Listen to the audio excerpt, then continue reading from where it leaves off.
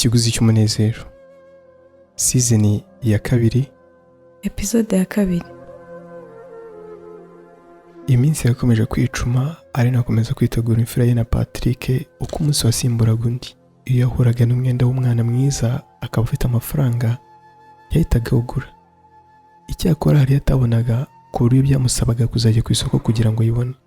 Umugabo we nawe amafaranga yo kugura ibikoresho by'umwana yari yarateguye. Umunsi umwe Aline yabyutse karajya mu isoko kugura ibikoresho by'umwana we. Yasanze imyenda y'abana ikosha ku buryo atabitekerezaga. Yabazaga umwenda w'umwana, umucuruzi ntabe yatinya kumuca 10,000 maze undi akumvana igitero cyayo akagerageza guciririkanya nawe kugeza ubwo awuguze byakwanga akawureka. Ubwo arakiri muri iryo guriro ry'imyenda yagiye kubona kubitanye na Divine, iya nshuti ye yamwikundishijeho kubw'inyungu zayo. Sinzi ukuntu Divine akubise ijisho Aline maze abona inda n'imvutsi. Umutima noneho so kumuryura mu guguna. Yashakishije aho yahungira ariko abona ni hahandi Aline yamaze kumukubita imboni. Nuko abonye ko nta kundi yabigenza aragenda aramusohoza. Aline nawe ntiyari yibagiwe ko Divine ari umutindi ku mutima. Icyakora agerageje gusa n'uwirengagiza ibyo nuko amubaza amakuru. Divine nawe yaramusubije ati, amakuru nayibona. Ndabona ntacyo waye. Uragira ngo mbikize? Erega buriya nubwo waba uri umuntu w'agaciro kuri wowe uyu munsi ntibiba bivuze ko birangiye. Apfa kuba gusa akiriho. Ugerageza uko ushoboye kose ukazagera aho umubona. Ibyo byo ni ukuri. Gusa disi hari igihe umuntu w'agaciro kuri wowe aba kubona nk'igicibwa. Ubwo se wakora iki ngo umuntu kubona nk'ibijonjorwa by'ibishyimbo akubone nk'imbuto yavanaho izindi? Ndabyumva biba bigoye, cyane cyane iyo umuntu atakiyobora ahubwo asigaye ayoborwa n'imyuka mibi. Ikibazo kijya kibaho nuko wenda umuntu uyoborwa n'iyo myuka mibi aba yarahisemo kuyoborwa nayo kandi wenda yarabihisemo abishaka. Icyo gihe mba numva abantu bakagombye kubaha amahitamo ye kuko niwe uzi ibyo akeneye.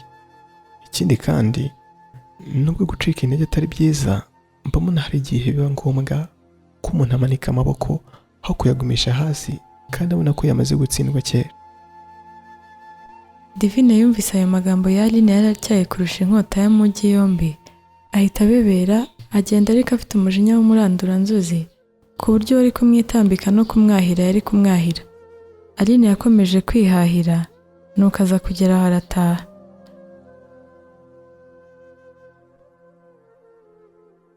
Ageze iwe yasanze umugabo we nawe arimo aruhuka dore ko yari amaze gukora imirimo yo mu rugo. Nubwo Patrick yarimo areba filimi iryoshye yahise ayihagarika maze atangira kubaza umugore we uko yiriwe ndetse amubaza n'icyo yamwakiriza. Ibyo bikorwa byarushagaho gutuma Aline anezezwa n'urugo rwe. Iyo yabonaga ukuntu umugabo we amwitaho akamugaburira akamushyira imbere aho kuhashyira ibindi byamunezeza, Aline yumvaga aguwe neza cyane. Ubwo Patrick yahise azanira amazi umugore we maze Aline nawe ahita atangira kwereka umugabo we ibikoresho by'umwana yari avuye kugura. Harimo utwenda twiza cyane ariko duto, harimo ibishora byo kumufubika, harimo ibigoma, harimo n'amabibero, harimo udukombe n'udusahane ndetse n'utuyiko. Natwo umugore ntiyari yatwibagiwe. Mbese uwo mugore yari yabihahiye rimwe. Umugabo we yarebaga iyo myenda agahita asa n'ufata ishusho y'ukuntu umwana we azajya aba aberewe mu gihe azajya aba yambaye utwo twenda. Akumva uwo munsi awutegerezanyije amatsiko atagira ingano. Igihe cyo kujya ku meza cyaje kugera maze Patrick aha ikaze umugore we dore ko yari yanze gufata amafunguro umugore we ataraza ngo bayafatire hamwe nk'umuryango. Iyo batangiraga gufata amafunguro, Patrick yabaga anaganiriza umugore we anamubwira amagambo yamukomezaga mbese akamusubizamo intege. N'uwo munsi ntiyabyibagiwe ahubwo yafashe akanya maze aramubwira ati, nzi ko umuryango wanjye utuma ucika intege ariko ntuzemere ko umuryango wanjye ukuvuza ibyishimo. Uzi neza ko ari wowe nkunda kandi ko nzahora ngukunda. Patrick, urukundo nkunda kandi unyereka runyibagiza iby'umuryango wawe unkorera. Mba numva ntashobora gutezuka ngo nkureke kubera umuryango nashatsemo. Oya rwose sinakora iryo kosa. Nzakuguma hafi kuko utuma ngira ibyishimo. Nzanakubyarira imfura maze urusheho kwizihirwa mugabo mwiza. Aline mugore nkunda, nanjye nimeje kugukunda kukubaha no kukurinda. Uzahiga ubugingo bwawe nanjye nzahiga ubwe, uzagukunda nanjye nzamukunda, ari nkwijeje kuzahora ngukunda. Uzamfashe ntuzigere unsiga, maze umuryango wanjye wiha ibyo kukuvuga nabi nzareba icyo uzageraho. Kandi rega ntibazatinda kubona ko bibeshye, ndabizi ko bazakugarukira baze batera isekuru baje kukwikubita imbere, kuko bazaba babonye ko ntacyo bakora ngo urwo ngukunda ruveho. Ndagushimira kandi rwose nshimishwa n'urwo nkunda. Urwo ngukunda rwatumye umuryango wawe utakwiyumvamo kubera ko washatse umugore badashaka. Ntabwo byoroshye kwemera kwitandukanya n'umuryango wakubyaye kandi ukakurera, ariko wowe wemeye kubikora ku bwanjye. Sinabona icyo nkwitura, ariko nzakwitura urukundo n'icyubahiro. Ndabyizeye rwose ari, nanjye nzagerageza uko nshoboye nkoresha imbaraga zanjye zose, maze wowe n'imfura yanjye mugubwe neza. Mu by'ukuri umuryango wa Patrick na Aline nubwo wahuraga n'ibigeragezo, bakomezaga gushyira imbere urukundo rwabo kandi byabateraga intege cyane. Nyumva akadomorwa. Hagati aho Divine n'umubyeyi wa Patrick nabo ntibahwemaga gutekereza icyo bazakora ngo imfura ya Patrick na Aline ipfe. Icyakora uko umunsi wagenda gusimbura undi niko barushagaho kwigana ubushishozi ikintu cyabibafashamo. Umunsi umwe Divine na mama Patrick baje guhura ngo banoze umugambi wabo mubisha, kuko babonaga inda batifuza ko yavuka ibura igihe gito ngo ivuke. Barahuye nuko ibiganiro byabo byibanda ku gikorwa bakora ngo bakunde bivugana umuziranenge bari batarakubita ijisho. Divine nk'uwari ubabajwe kurushaho yafashe ijambo bwa mbere nuko aravuga ati, Mama Patrick, ko wanyijeje ko iriya uriya mugore atwite itazigera ivuka, none ikaba igiye kuvuka udakoze ibyo wari waranyijeje. Mwana wa, nakoze uko nshoboye ngo ndebe ko nabona uko muca urwaho, ariko ibyo nateguraga byose byarangiraga bifashe ubusa. Koko ubu Patrick agiye kubyarana n'uriya mugore? None se mwana wanjye ko ntako ntagize uragira ngo ngire nti, ariko se wategura tukazamuhitana amaze kuvuka hari ikibazo? Ibyo byaba ari byiza, ariko se twabigeraho dute? Ndamutse ngiye yamaze kubyara nagerageza nkahita muhitana yo kanyagwa, nanamuniga kuko simufata nk'umwuzukuru wanjye. Ubwo se urumva bitaba bibaye ibindi koko? Tekereza biramutse bimenyekanye bakamenya ko ari wowe wamwishe, mwahita mufungwa burundu, kandi rwose sinifuza kubabura mwese. Igiwe niyo nafungwa burundu nta kibazo mwana wa, ariko uzi kubona umugome nk'uriya yitwa ngo ahetse umwuzukuru wawe, nta shyano rirenze iryo. Mama, sinifuza ko bigeraho.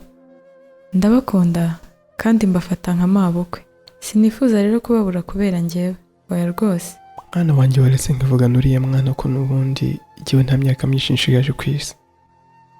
Rwose nabikora ku bwawe, hanyuma wenda ukajya ubizirikana nk'umurage w'ubwitange nagusigiye. Oya rwose sinakwemera kubabura. Nubwo Divine yari umugome, hari aho yageraga akagira impuhwe. Icyakora si bose yazigiriraga. Uwo mubyeyi gito nawe yaje kugeraho yumvira uwo yifuzaga ko yamubera umukazana. Ubwo abarushijwe umutima mwiza n'umwana abyaye. Aline nawe kandi nubwo yari akuriwe ntiyibagirwaga kujya gusura ababyeyi be. Ubwo yari yagereje kwibaruka yaje kujya kubasura nuko asanga nyina yamwiteguye. Aline yari asigaye akunda cyane ibijumba byokeje. Ubwo rero nyina nawe yari yabimwokereje. Agezeyo yarakiriwe maze aryizunyotse arenzaho amata. Baje kugeraho bamubaza amakuru ye maze arababwira ati, mu rugo turaho, dutangiye kumenyera kubaho tudakunzwe n'ababyeyi ba Patrick. Mama Aline aramubwiye ati, ariko se na n'ubu uriya mukecuru ntaradohoka ku bugome bwe? Aline yaravuze ati, aha, mba mbona nta na gahunda yo kudohoka afite. Jyewe nayobewe ko uriya mubyeyi ateye pe. Umuntu se utifuriza umukazana w'amahoro uwo ni mu ntoki. Basi ntanakunde n'umwuzukuru we maraso y'umuhungu we. Se wa Aline yahise avuga ati, harya ngo yahize ko azamwicayo kanyagwa? Nuko Aline arababwira ati, yavuze ko ngo uyu mwana atazavuka. None nanjye nsigaye mfite ubwoba ko nazagwa ku iseta cyangwa umwana wanjye akahagwa. Mama Aline ati humura mwana wa, ntuzi ko umwanza gucira akobo Imana ikagucira akanzu. Nubwo yaguhe gate ntabwo ari we Mana. Imana irakuzi kandi ntiyakwemera ko umuntu nk'uwo nkora amaraso ataretse naye amena yanyu muzira ubusa. Rwose tuze mwana wanjye. Se wa Aline yahise avuga ati uwo mukecuru se wamanzwe n'ubugome aba yumva amaherezo azaba ayayo ko numva agiye gusaza n'ubutindi. Nuko Mama Aline aravuga ati ubwo se urumva atazabupfana nyine, ubwo azarinda ahenuka akiri ubu. Aline yahise ababwira ati uwababwira ukuntu aba anyita umurozi, umutindi n'andi mazina menshi antesha agaciro. Se wa Aline yahise avuga ati ngo waroze ndesera. Nuko Aline aramubwira ati ngo naroze umuhungu we da. Nuko Mama Aline nawe aramusubiza ati mwana wa, jya umwihorera wenda azagera aharuhe abone ko yibeshye. Aline nawe aravuga ati nzajya ngerageza mama, ariko si ubu koko nzayibyara mama? Rwose ndumva mfite ubwoba bwinshi. Iyo ngiye kwa muganga hari igihe mpura n'ababyeyi babyaye nabo baje gupimisha inda, maze bakambwira ko kubyara bibabaza cyane ku buryo ngo n'umuntu agera aha akumva yifuje icyamuvana ku isi. Nuko Mama Aline aramubwira ati Ali, nibyo kubyara birababaza cyane, ariko rero ni igikorwa gikomeye Imana yahaye abagore. Yabikoze ikibizi kandi ibona ko ubwo bubabare umugore afite ubushobozi bwo kubwihanganira. Mu kanya wambwiye ko hari abagore mujya muhurira ku ivuriro baje gupimisha inda, kandi ngo harimo n'ababa barabyaye. None se ko abo bagore baba bazi ko inda ibabaza, kuki bemera gusama indi nda kandi bazi ko babaye ubwo bibarukaga? Buri wese ushobora gusanga aguhaye impamvu ye kandi ugasanga irumvikana. Icyakora abenshi ushobora gusanga barabikoze batayobeye ko bibabaza, ahubwo bazi neza ko umusaruro ubyarwa n'ubwo bubabare uhita ubibibagiza. Iyo umubyeyi amaze kwibaruka akabona uruhinja rwe, ntiyongera kwibuka ububabare yagize. Nawe rero utuze wumve ko ari igikorwa ugomba gukora kandi ko kizagenda neza. Imana nayo muzaba muri kumwe kuko niyo yatumye usama. Nuko Aline aramusubiza ati murakoze kumpumuriza mama, ndumva ubwoba nari mfite bugabanutse kandi nzagerageza kwihangana nubwo numva ko bigoye. Aline yari afite ubwoba bwo kuzaca mu muryango buri mubyeyi wese yaciyemo, ariko kandi yaje kwibuka ko kwitwa umubyeyi ari igikorwa gisaba ubwitange ndetse no kwihangana cyane. Ubwo rero nawe yemeye kuzaca muri uwo muryango uteye ubwoba maze akagira ubaho ubuzima. Muri iyo minsi ubwo Aline yaburaga igihe gito ngo yibaruke, Patrick yahise ahabwa misiyo y'akazi kandi yagombaga kuzayikorera hanze y'u Rwanda. Gusiga umugore wakuriwe ntabwo byari bimworoheye. Yagerageje gusaba abakoresha be ko bakwihangana akabanza akareba imfura ye, ariko bamubwira ko ibyo agiyemo ari ingenzi kandi ko nta wundi ugomba kujya muri ubwo butumwa uretse we. Nubwo byari bigoye, yatangiye kwitegura kuzajya muri ubwo butumwa. Umugore wa Aline nawe ubwo yari amaze kumenya ko umugabo wagiye kumusiga, yongeye guhangayikishwa n'uko ubuzima buzaba bugiye kumera kuko ntaho yari asigaye.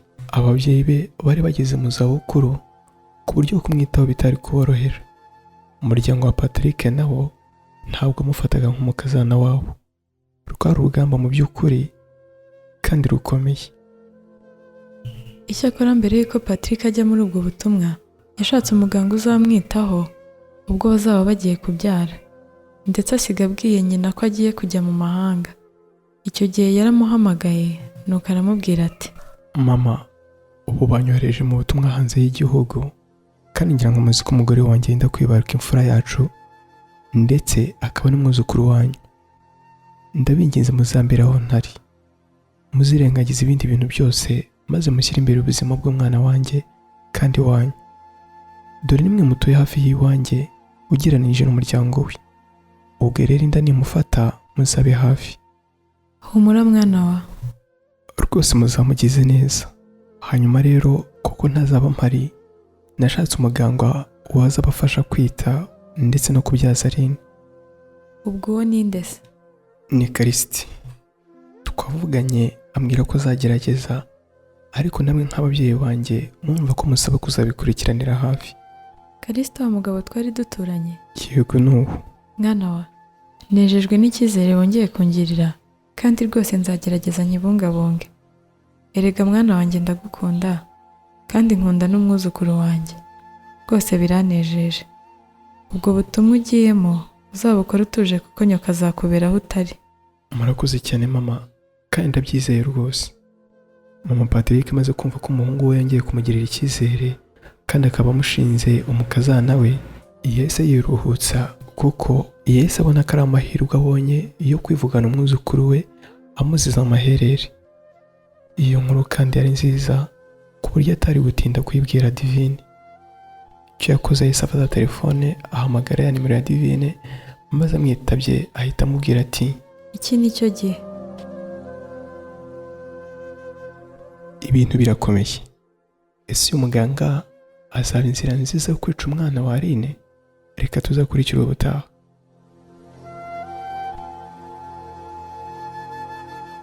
Icyo gice mumaze kumva cyanditswe na Samuel Dushimimana, kinononsorwa na Dominique Kubwayo, yasomwe na Jessica Manzi Mugeni ndetse na Samuel Dushimimana. Amajwi yafashwe kanatunganywa na Izerimana Fiacre. Mwakoze kudutega amatwi. Nyumva akadomo rwa ntukicwe n'irungu.